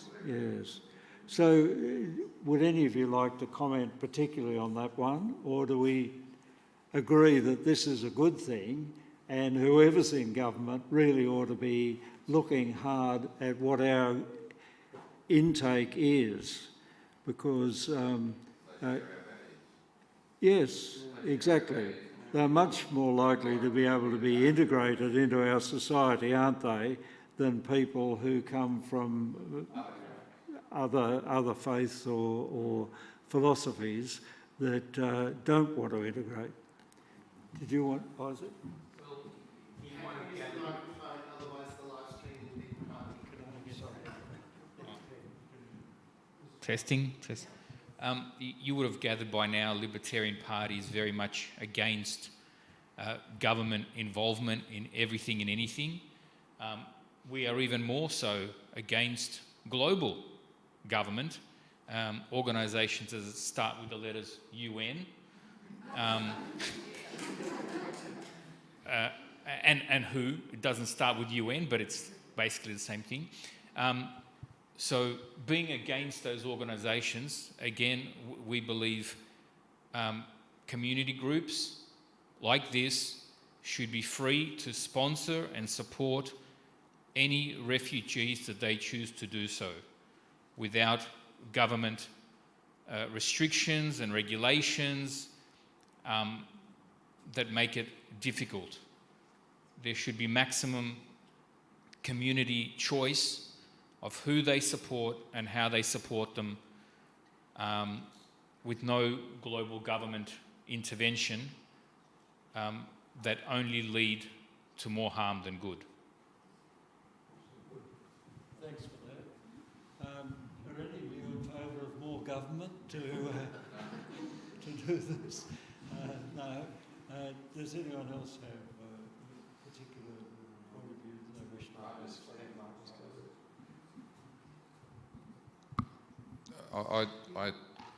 One Nation's policy is very similar to what Isaac has said there. We believe everyone should be welcome here, and especially if persecuted Christians should be more than welcome here, and we should be encouraged to help them get out of where they are over to a country like Australia that they'll be they'll fit in well and they'll be good citizens. So I think, you know, we've got to restrict the number to a degree once again on money, but we've got to be helping these people that are getting persecuted in other countries. Thanks for that. Well, look, I think we'll go over now to the questions that have been asked from the floor. Are you going to run this section? Yeah, but you can still mediate. Do you need to stand up, stretch, turn around, run to the loo? I'm going to say no more questions, please, even though my number's still there, because I have so many, and I might not get to them all. I will do my best. Some have been questions have been accompanied by a mini essay. I cannot read those. Firstly, this is a question to all the candidates. Now I'm trying to start at the beginning. What is your position on our relationship with Israel? What should the next government do to end the war between Israel and Palestine? And a sort of a subsidiary question to all of that is, would you move the embassy in Israel to Jerusalem? Who would like to lead off with that one?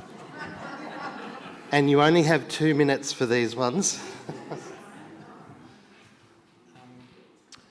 So our position of the our position on the invasion and occupation of Gaza is that we don't support that. We don't support Israel's invasion and occupation, and the next government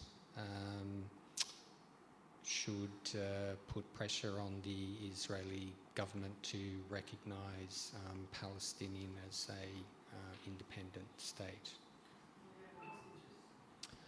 We have consistently called for the release of all hostages and condemned the attacks on October 7th.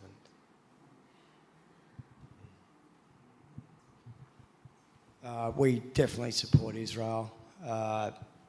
It's obviously brought a lot of division here in Australia, and it's very worrying where we are right now with this war. But what we also need to focus on is ourselves as well. We're as a country, we're struggling. Or as a community up here on the coast, we're struggling probably worse than I ever remember it. And our local families are really in tough times. But the coalition absolutely supports Israel and their stance.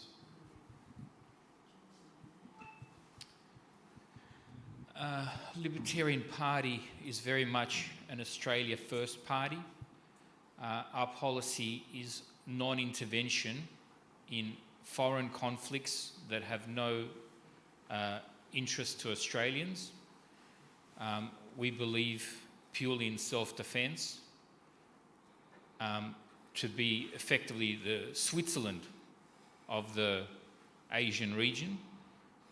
So our policy is not to take sides. All wars, conflicts are complicated. They're never as simple as what, Channel 7, Channel 9 try to tell you.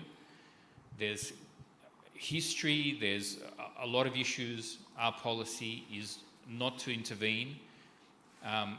Labor, for example, is currently supplying weapons to Israel, is my understanding.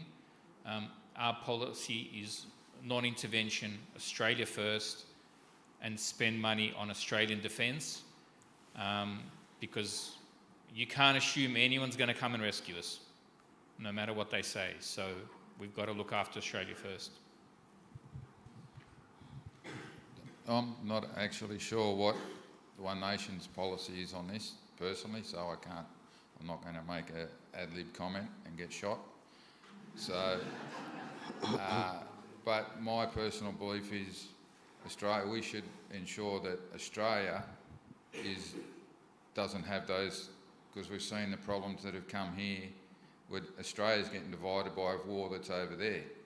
We need to try and encourage or discourage any of that and have Australia a safe and unified country, not a divided country because of a war that's over the other side of the world. So that, we've got to stop destroying Australia on the result of what's going on elsewhere. We need unity here.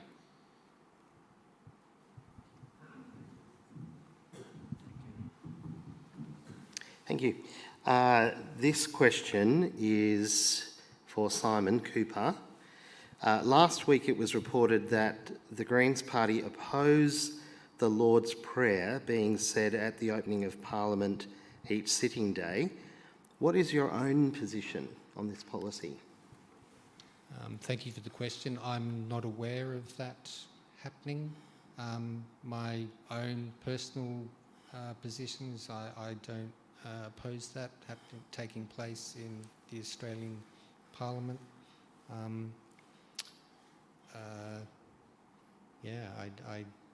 I don't have a problem with that.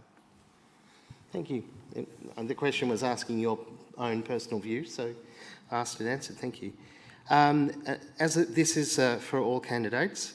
As a parent of adult children, this could be my question. It's not. I'm concerned about the mental and spiritual well-being of our young people. How would you work to support young people in our electorate? Particularly, how would you encourage chaplaincy and other support services in our schools?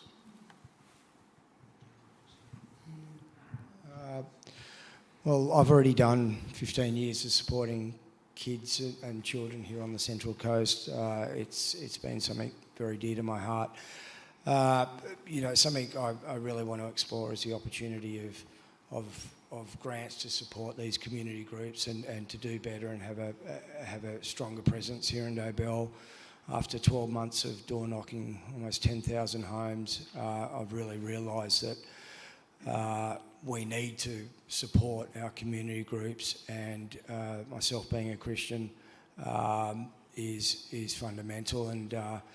And yeah, so if there's work to be done, I can assure you that's something I want to explore and do more. It's something I've always done.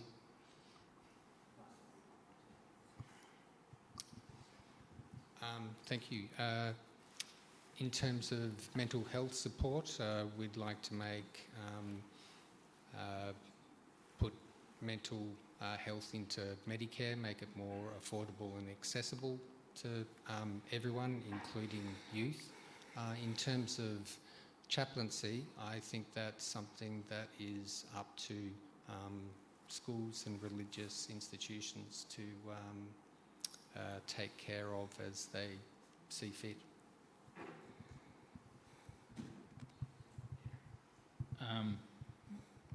Again, very much to enable maximum freedom for community groups to deal with whatever local issues they need to, with minimum government hurdles and compliance issues and interference and woke agendas and everything else that the big government brings. Let the local community organisations, churches, etc., resolve those issues. To me, one of the biggest things is children especially need purpose. Everyone needs a purpose in life. If you've got no purpose, you're going to have mental problems. You need to have a purpose. And these days, communities, I do regional work, and you used to go through country towns and you'd come into the town, the tennis courts would be immaculate, the playgrounds would be immaculate, everyone, the little community looked after everything, the kids, whereas now the little communities don't have purpose. The big government and everything they're looking over the top of us is taking away everyone's purpose. Kids don't leave the house anymore. You need to give everyone a purpose in life, and the church does that. The church gives people hope and faith, and once you get a purpose in life, like they put so many people in this area now, but nothing for them to do. So children's activities, all sorts of things. There's just no community facility. Like everyone used to know their neighbours, everyone up the street. Now you're lucky if you know the bloke 2 doors up, and it's only when you see him put his bin out.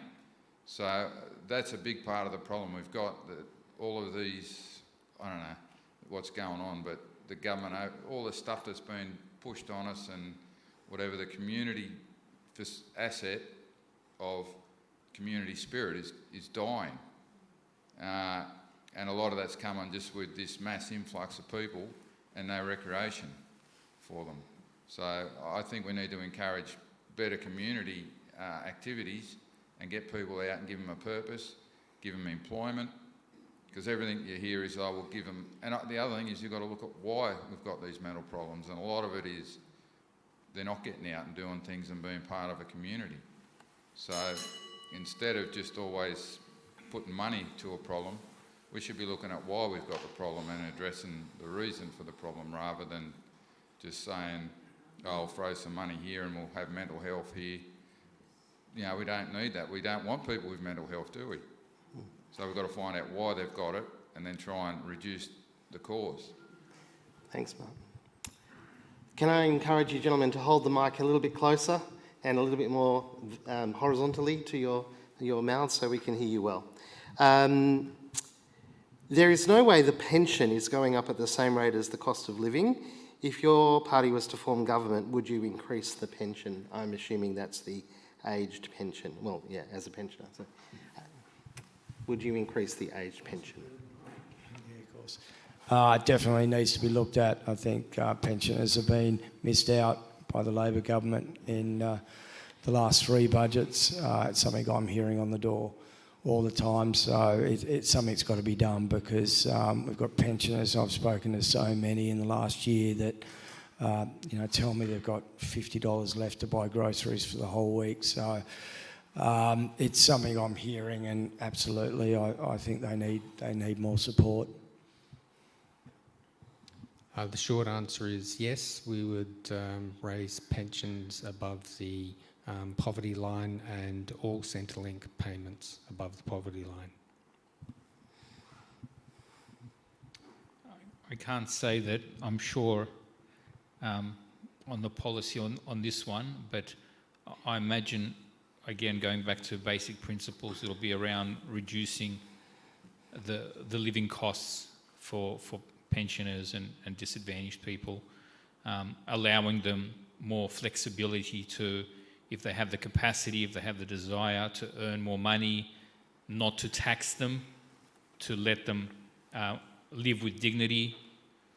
If they earn more, let them keep it, rather than making them jump through hoops to try and get pensions and so forth.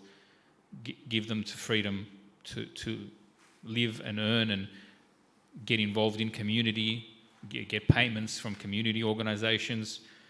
I think that will be the solution there. Thank you. One Nation's, they do have a policy or some wording. We'll advocate for a $100 a week rise under a work bonus scheme that would allow pensioners to earn up to $13,000 a year without reducing their pension if they wanted to. We also believe you must have worked in Australia for at least 15 years before accessing a pension. And also we oppose the age increase to 70. It's a bit much to expect people to work to 70. So yeah, there was one other thing.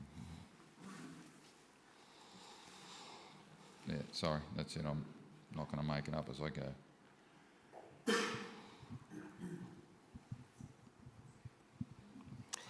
Thank you.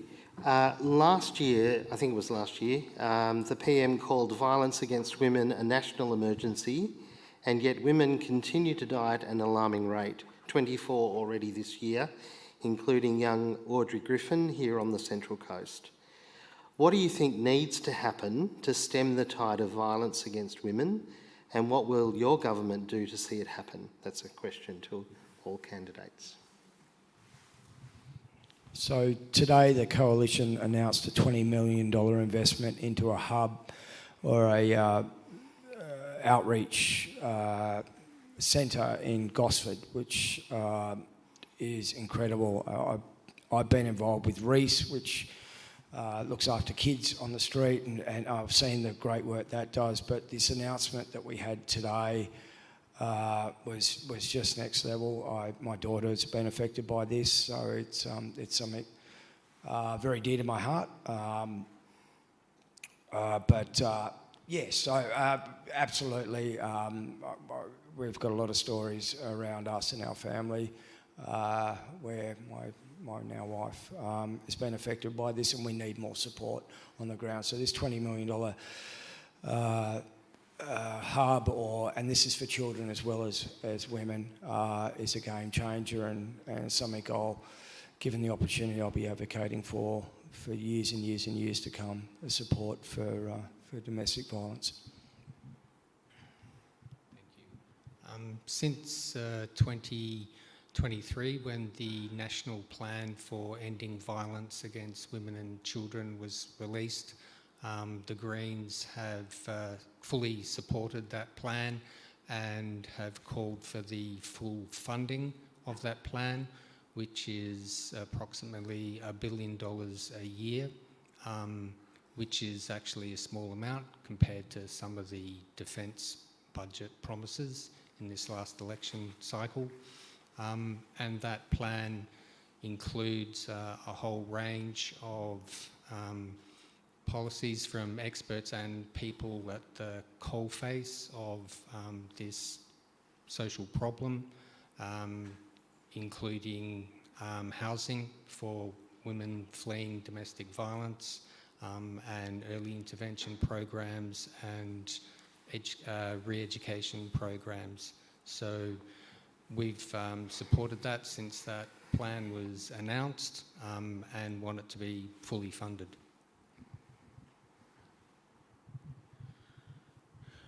This is another one of those community-wide issues. Big government's been throwing money at it with no results, nothing to show for it, just spending money. We believe it's a community issue. There should be more freedom for community organisations, religious organisations, to have more flexibility, to be involved, to help at the community level where it's happening, and really be able to get involved, because at the moment, if you try to be involved, there's going to be regulations, paperwork, enormous amount of hurdles that make it near impossible for community groups to help. Just government throwing money at it willy-nilly and making fancy announcements on the news hasn't done anything and won't do anything. Community needs to be given the freedom to be involved and fix these things. Yeah, I don't know where One Nation stands on that exactly, but once again, community and purpose in life. If you've got someone that's well adjusted, happy with a purpose in life, they're less likely to do things like that. So we need to get the community back to a point where most of us, if not all of us, have a purpose and are happy with our lives, and that will solve a lot of problems. But as far as policy goes, I can't say, but that's just my opinion. We've got to keep looking at why these things are happening and not just try and put a Band-Aid on it and throw money at it. We've got to look, we've got so many things wrong with society now, and instead of looking at why they're happening, we just say, we've got all these people that need wheelchairs, now we'll build a lift for them. Instead of saying, well, why have we got all these people in wheelchairs? Let's solve that problem. We've just built them a bridge, or we built them this. So we're always just trying to mask the problem instead of get to the root cause and fix it, and that just seems to be a constant thing. So. Is that everyone? Two more? Whew. That's a hard ask. This question concerns, I think it's to all candidates. This question concerns our relationship with China. In past decades, the Chinese Communist Party has expressed its desires through military, economic and social coercion towards its neighbours. What do you think should be our posture in the increasing coercion from China? I think we've had an incredibly weak Prime Minister in this space that hasn't stood up for our country, our beliefs, and is being snowballed by China. I think we need strong government, and we need to work towards being self-sustainable, whether it's be industry, farming, and to hang on to our land and not sell any of our Australia to China. But I think there's so many levels that need to be addressed, and it's something I'm really passionate about. Coming from country Narromine originally, the idea of China being able to buy our properties in our country is bloody awful. I really don't see or feel any coercion from China. I don't see any evidence of that. They're one of our largest trading partners. There's things we disagree on, as we do with many other nations that we deal with and trade with. I am sort of a bit puzzled by why people are so concerned about China having businesses and owning things in Australia. They're maybe one of the 5th largest owners of property and business in Australia. There's many other countries, but nobody seems to be worried about that. I just find it puzzling that there's such a focus on China and our relationships with China when there's a lot of other things to worry about. Our relationships with them at the moment are quite productive and economically beneficial for this country. We've just been announced that China has accepted increases in lamb and beef exports. They're a market that we trade with. I'm a little bit puzzled why people seem so concerned about this particular country and not others. Alex, could you repeat the question? Because I don't think that was the intention of the question. I may have got it wrong, but I didn't write that question, but I don't think that's what that question was. The question came with a bit of an essay. I think it was about coercion of the nations around, perhaps? Possibly, yeah. I had to condense the question because it was quite lengthy with a number of statements. But yes, it was. There was some expression about China's coercion of smaller nations around it. I think the Spratly, is that how you call them? Islands was mentioned. So does that give further clarification to the question? Sorry. I'm doing my best. I can't, I deleted it. That's how I'm keeping track. I did warn people to keep That's right. questions concise so that the candidates could answer them. Yeah. It's 9:25.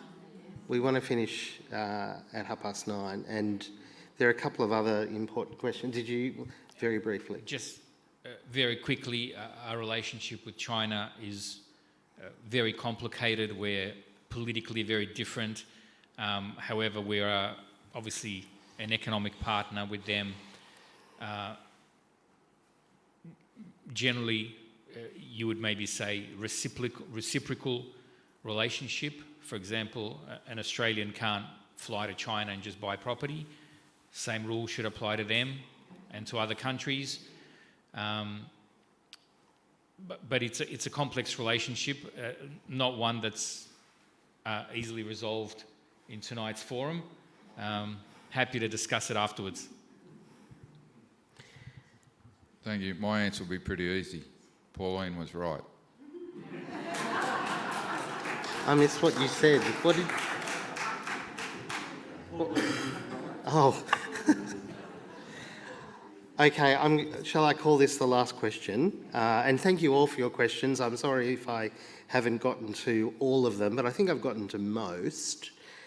This question has to do with transgender ideology and what your party's position on medically interfering with the gender of children, puberty blockers, gender reassignment surgeries, those sorts of things, as well as, and I'm pulling a few questions together,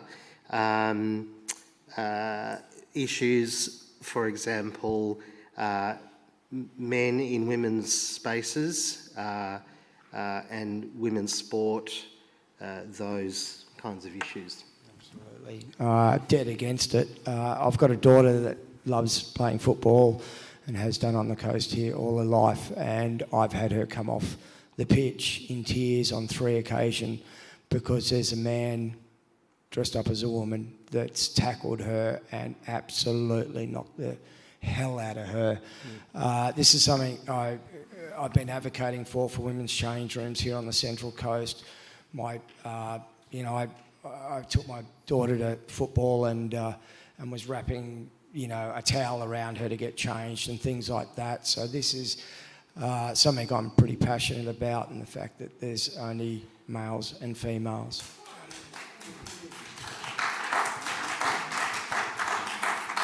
I think this is a really complicated issue. It might not be... Please, excuse me, let's just allow the speaker to speak. It might not be complicated for the people here, but as a greater social issue, and it is quite complicated. It's, again, that issue of conflicting individual rights when anti-discrimination laws overlap different individuals' rights. And I do think, again, that the courts are an appropriate place for this to be resolved, rather than taking a hard position on what is right and what is wrong. I understand that from a Christian perspective, it is very clear, but you have to understand that this is something that comes from greater society, and our social norms have to be considered as well.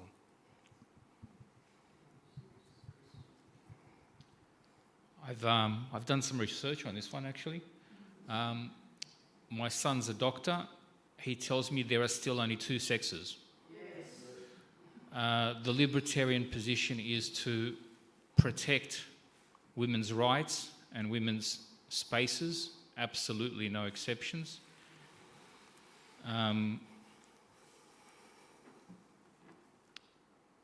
What people choose to do in their privacy of their home is completely up to them, but this ideology, these personal, whatever you want to call them, should not be forced onto the rest of the community. Personally, I'm sick of seeing email footers with he, him, and they, them, and I have to play along with their personal ideas. That is our position, is to protect girls, women against this ideology at all costs. Thank you.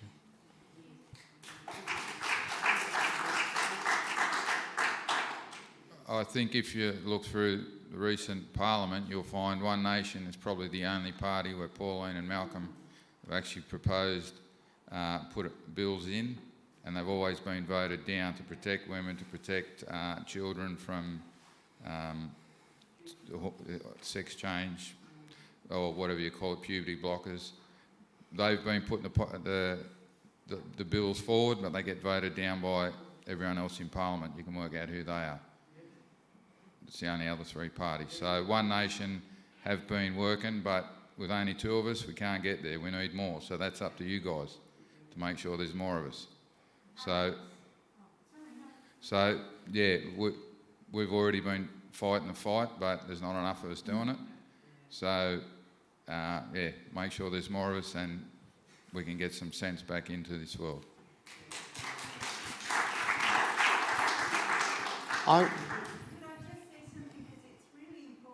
I'm sure everyone has something really important to say. I was going to, with regards to children, part of the question was about medically interfering with children, with children being able to front up to a doctor and saying, I want to have gender reassignment surgery or start puberty blockers, and parents not being able to be the parent and say, not yet. Things like that. Parents are feeling very disempowered in that space. What would you say to that? Does that help clarify the question wherever it came from? Yeah. Yeah, it's an interesting one, because sometimes, and it's new to me, but sometimes it's the parents that are almost, I'm thinking, encouraging the kids to be one sex or another, as well as, but I'm totally against. I think you should be 18 and a young adult before this should probably happen, and people will debate that, say, well, you've already gone through puberty and what have you, but I think a child shouldn't be interfered with. Pretty much. Can I ask, is it the case at the moment that parental permission is not required? Is that what the question is saying? In some cases? So is it case by case? Sorry, I'm not aware of the exact details of this. So it's a case by case. Sorry, was I It depends on the legal jurisdiction that you're in, Grant's suggesting. Okay, Yeah. so it's not uniform throughout the country. No. Yeah. So I mean, I think that should be looked at, and we should have a uniform approach to that, and that needs to be debated and discussed as a social issue.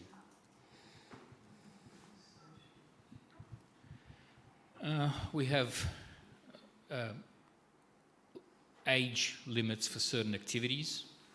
If a person is not of age to mark a green and a white piece of paper with a pencil, they are not of age to make medical decisions that will alter their life for the rest of their life.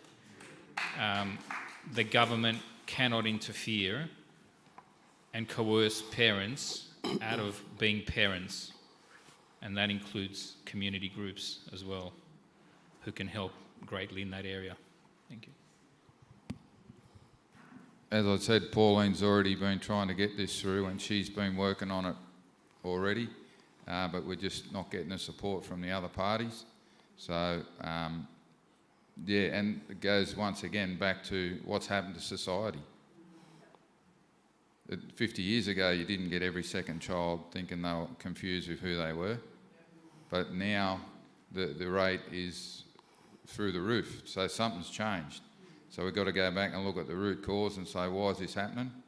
And it probably comes back to the school education system. If you look what they were teaching them, and you now look at what they are teaching them, they're teaching them a lot more non-educational things than they ever used to, instead of just letting them be kids and sort themselves out. Now, I was talking to someone who said their young child, like preschool, came home from school one day and said, "Oh, Mummy, I think I'm going to," and it was a little, I can't remember if it was a boy or a girl, but it was one, said, "Oh, I think I'm gay." And she said, like this, they just, at preschool, how did you come up with that? "Oh, well, they told me there if I like girls, I'm probably gay." And you think, this is at a preschool, and this is the problem we've got. It's starting at, as I said before, give me the child, I'll give you the adult. So they're getting them at this big, and that's what we're getting at the end of it. So it's got to change. Thank you. I'm going to call it in terms of questions, and I want to thank you all very much for your attendance tonight. Thank you.